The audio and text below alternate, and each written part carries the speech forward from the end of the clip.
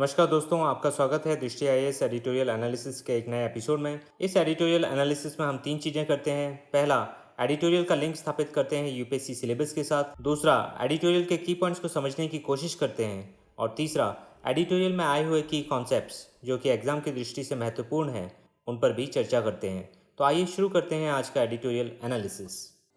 प्रिय व्यूअर, यह वीडियो अंग्रेजी में भी उपलब्ध है। देखना चाहें तो आप हमारे इंग्लिश चैनल दृष्टि आईएएस इंग्लिश पर जाएं। आपकी सुविधा के लिए इस वीडियो के डिस्क्रिप्शन में इंग्लिश वीडियो का लिंक भी दिया गया है।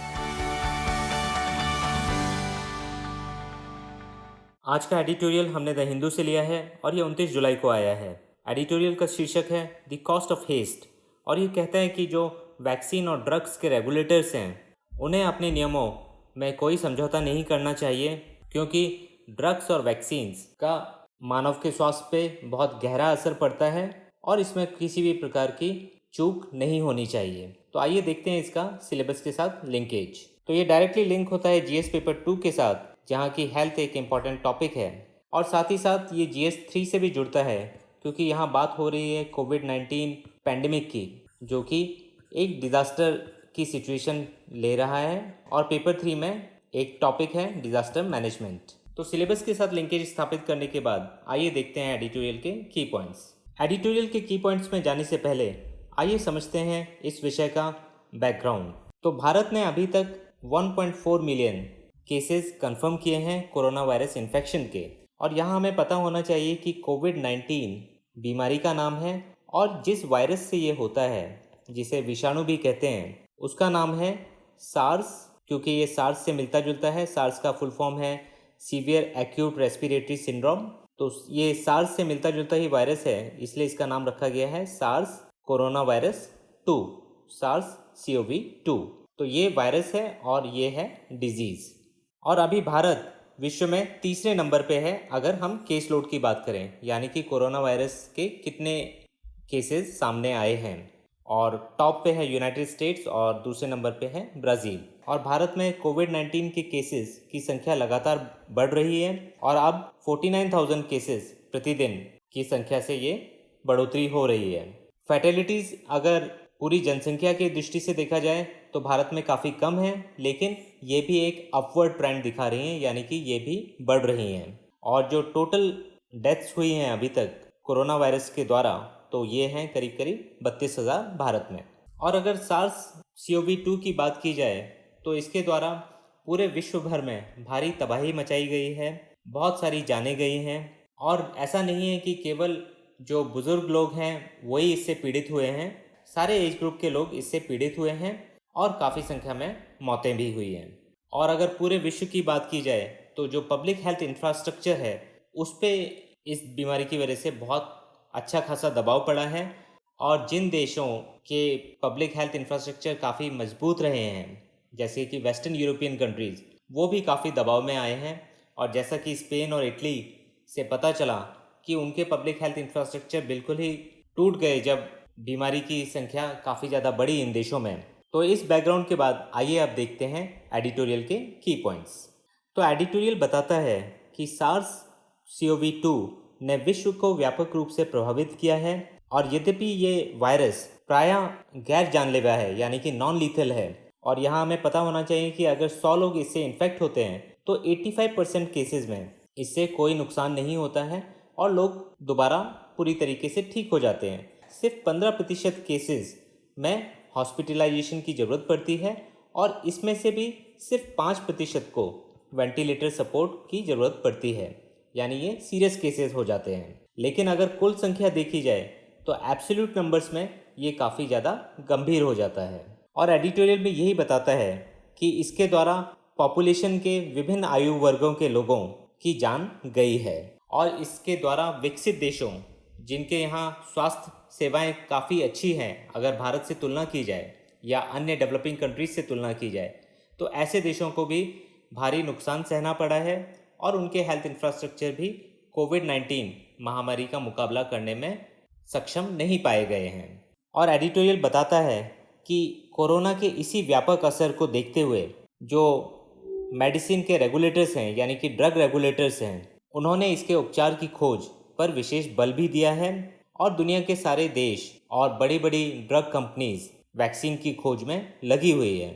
और क्योंकि इस बीमारी के लिए अभी फ़िलहाल में कोई दवा या वैक्सीन कारगर रूप से सिद्ध नहीं हो पाई है, तो ड्रग कंट्रोल अथॉरिटीज़ के ऊपर भी लगातार ऐसा दबाव है कि जो ड्रग्स अंडर ट्रायल हैं, जिन्हें क्लिनिकल ट्रायल कहा जाता है, उसमें काफ़ी ज़्यादा छूट प्रदान की जाए, ताकि जो ड्रग डिस्कवरी प्रोसेस है या वैक्सीन का डेवलपमेंट प्रोसेस है, उसको फास्ट ट्रैक किया जा सके, काफ़ी तेज़ी से आगे बढ़ाया जा सके।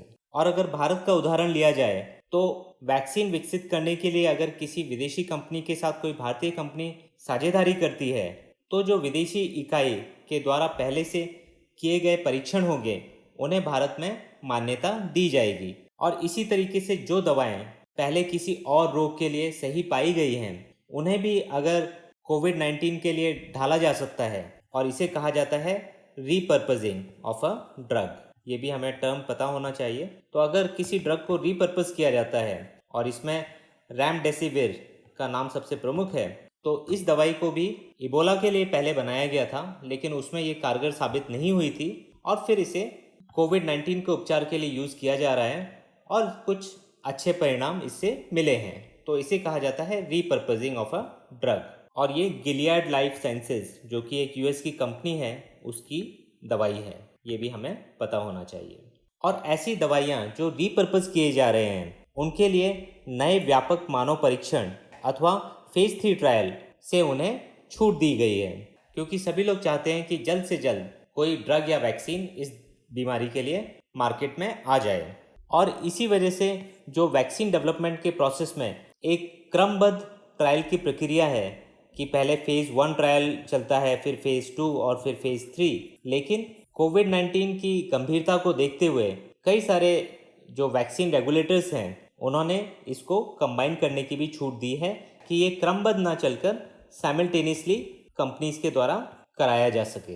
तो इतनी सारी चीज़ें जब हो रही हैं एक ड्रग या वैक्सीन के निर्माण के लिए, तो कुछ चिंताएं भी इससे उभरती हैं।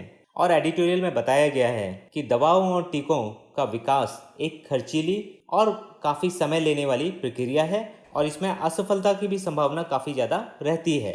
और इसी वजह से व्यापक परीक्षणों या समयबद्धता के लिए जो फास्ट ट्रैकिंग करवाई जा रही है, उससे फ़ायदा ही होगा या कोई वैक्सीन या ड्रग सामने आ ही जाएगा, ये ज़रूरी नहीं है, और इसकी कोई भी गारंटी नहीं दी जा सकती है।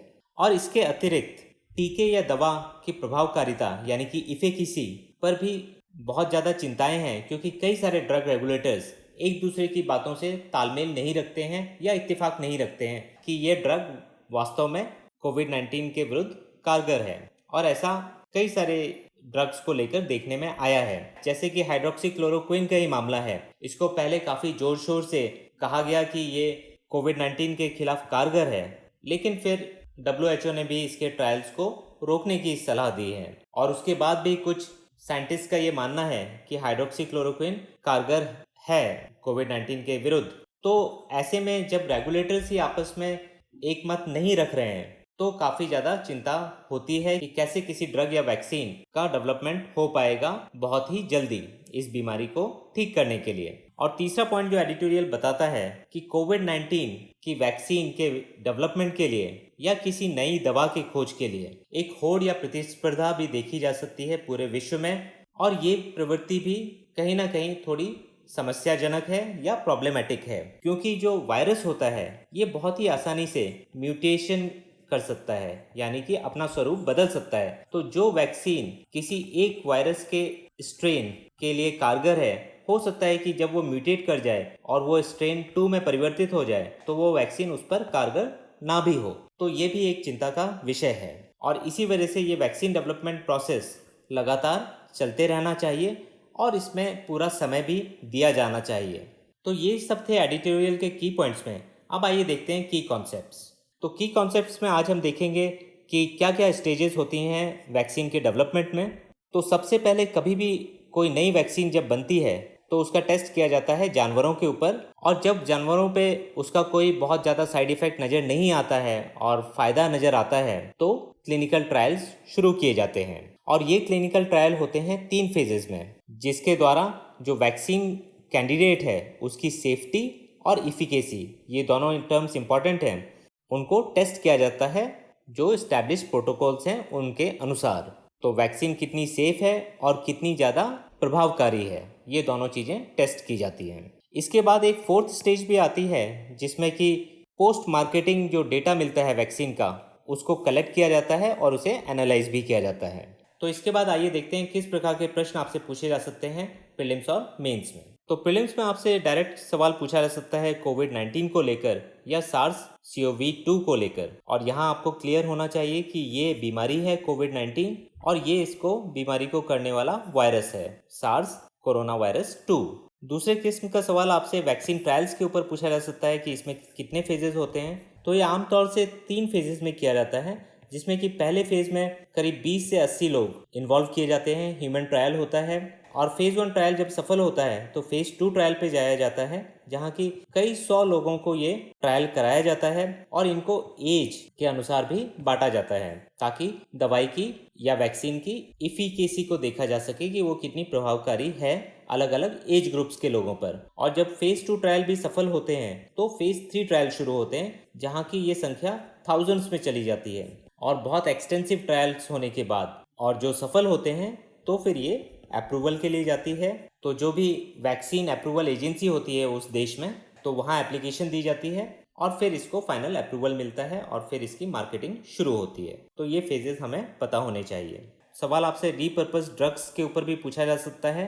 तो रीपर्पस ड्रग्स का मतलब है कि ये दवाई किसी और बीमारी के लिए बनाई गई थी, लेकिन अब इसको कोरोना वायरस या किसी और बीमारी के लिए रीपर्पस किया गया है, यानी उसके उद्देश्य को बदला गया है। तो ये भी हमें पता होना चाहिए। अगर मेंस की बात की जाए तो एक डायरेक्ट क्वेश्चन बनता है कि क्या क्या चैलेंज या चुनौतियां आ रही हैं जब हम कोविड-19 वैक्सीन डेवलपमेंट प्रोसेस को एक तेज़ गति से आगे बढ़ा रहे हैं और बहुत सारी छूट दे रहे हैं क्लिनिकल ट्रायल्स में। तो इससे क्या फ़ायदे और क्या नुकसान हो सकते हैं, इस पे हमें पता होना चाहिए और इस पे सवाल बन सकता है। तो ये था आज के एडिटोरियल एनालिसिस में। फिर मिलेंगे एक नए एडिटोरियल के साथ। धन्यवाद।